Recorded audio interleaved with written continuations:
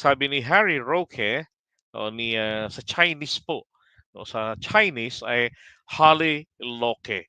O kaya ay Hari Mao, di magiging po itong Hali Mao. Tama, di ba? Hali Mao. Okay. Oo. At itong BRP Sierra Madre, todo-todo yung kanyang mga pintas dyan. Hindi naman po yan totoong barko. Dahil ang totoong barko, under sa blah blah blah Chorvanes, ayun pong umaandar. O yan ang tingin mo dyan. Ang sarap patulugin dyan si Rocky ng, ng unlimited nights.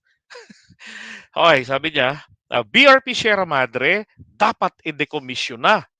What we should do is we should decommission BRP Sierra Madre as a military vessel and make it into a Coast Guard vessel so that it will not be a militarized vessel.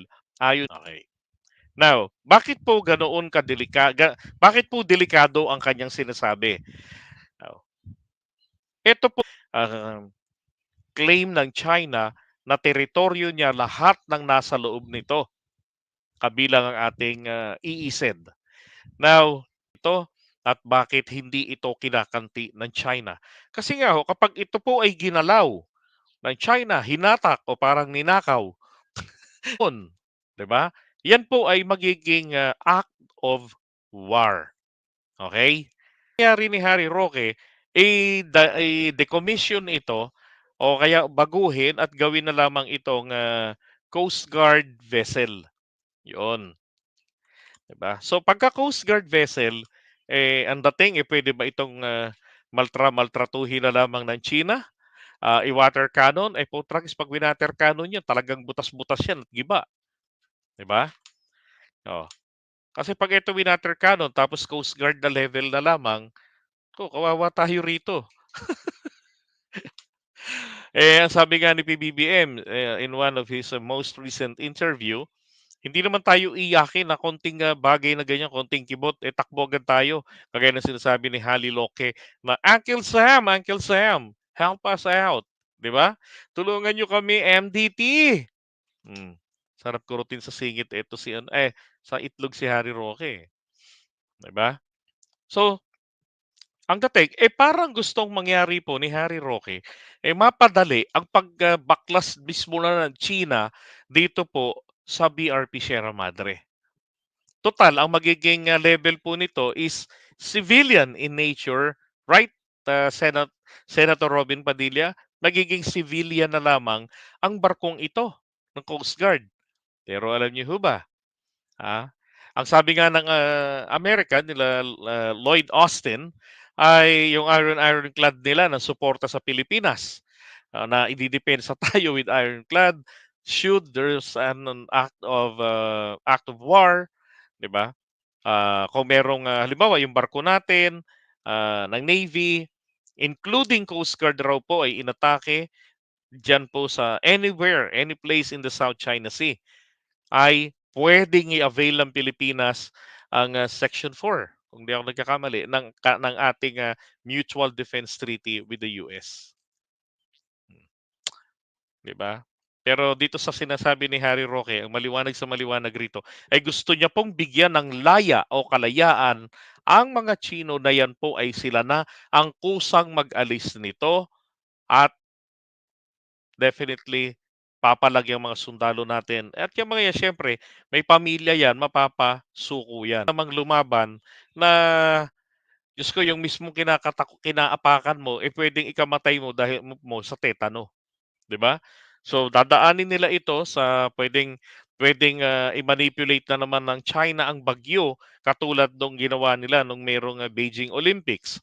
'Di ba? They were able to redirect kung saan ito pong bagyo para hindi maabala yung kanilang Olympics na dinadaos at the time. Ngayon po, pwede po ang isang malakas na bagyo, diyan nila patamain. Hmm.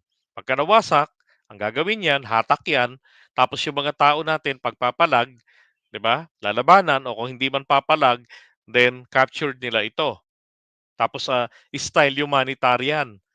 Oh, niligtas namin sila. Ang Ayungin Shoal, Harry Roque, malayang-malaya na kukunin 'yan, sasakupin 'yan ng China. Hindi man nila 'yan tayuan agad ng, military, base, pero ang mangyayari rito, hindi na po tayo makakalapit diyan. Kahit sabihin pa ng mga mouthpiece ng China sa Pilipinas na, "yan naman ni low tide elevation 'yan, walang may entitlement." O bakit? Yung iba bang kinuha nila, low tide elevation din naman, walang entitlement, 'di ba? Walang 12 nautical miles, oh, na ano, na entitlement.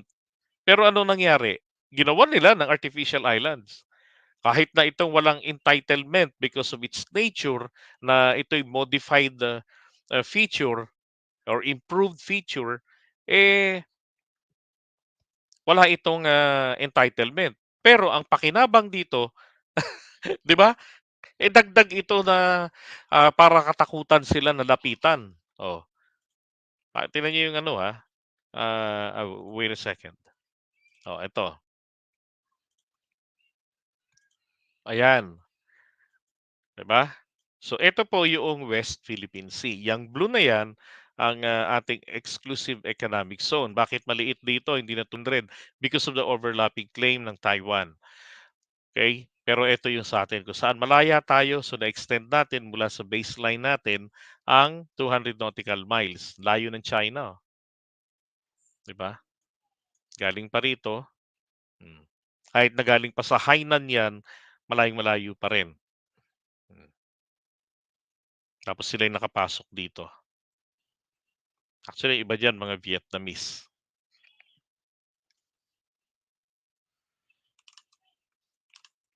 So ito yung, Palawan. So nandito yung Recto Bank, nandito yung Mischief Reef, at nandito po banda ang, eto na lang gamitin natin 'tong 3 dots na 'to, okay. Ah, ito yung, Sabina Shoal. Ito kunwari lang, ito ang Sabina Shoal, dito sila nanggagaling. Ang, pinaka-rendezvous nila ay ang, Sabina Shoal.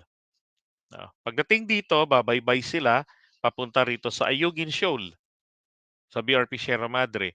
Etong Mischief Reef na naunang nakuha nila sa atin noong 1994 at nakumpleto nila 1995 ang pag-develop, ay mga nakaharang dito pa lamang, 'di ba? Kaya rito banda nagkakaroon ng dangerous maneuver, harassment at water cannoning, bago makalapit ang, supply boats natin dito sa barko. So, kung makukuha po nito, ito yung ibig sabihin ni Rocky dun, eh. Kung mawawala ang, base natin dito sa Ayungin, makukuha na nila itong dalawa. At uulitin ko lang, andito lamang po ang Recto Bank, 'di ba? So, what's next? Next move will be is to capture the Sabina Shoal. O, ano na itsura nito? Ta's nandito sa labas ng EEZ natin ang Pag-asa Island. That is sa 286 yata nautical miles magmula rito, 'di ba? So they will be able to cut off the, supply para dito. Tapos puwede na rin nilang sakupin, agawin, 'di ba? At kidnapin yung mga tao diyan at 'wag namang mamasaker. Hmm. Then ito i-surrender sa gobyerno ng Pilipinas, 'yan. Kaya gano'n po kaimportante na 'yan po ang nakita nila ERAP na planong gawin ng China. Dahil nga nung panahon na siya ay Vice President, inagaw ito, etong, Mischief Reef o yung Panganiban Reef, at walang nagawa si Ramos, 'di ba? So 'yun ang pinoprotektahan niya.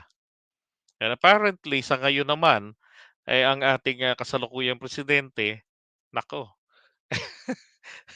hindi naman siya pumapayag doon sa trip, 'di ba, na ano, na kailangan sundin yung, mga ginawa ni dating, Pangulong Duterte.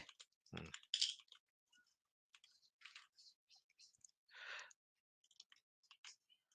Okay, so ngayon eto naman pong, kay PBBM,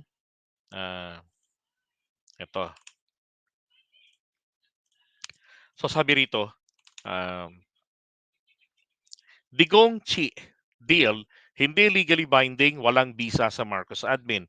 Hindi applicable sa Marcos administration ang pagbuhay sa gentleman's agreement sa pagitan ni dating Pangulong Duterte at Xi Jinping. Okay. Ayon kay National Security Council Assistant Director General Spokesperson Jonathan Malaya. Dati ring tauhan ito ni Daddy Diggs, si Jonathan Malaya. Sa DILG yan dati. Okay. Now, tama naman po ang desisyon dito ni PBBM. Not because I'm a Marcos supporter.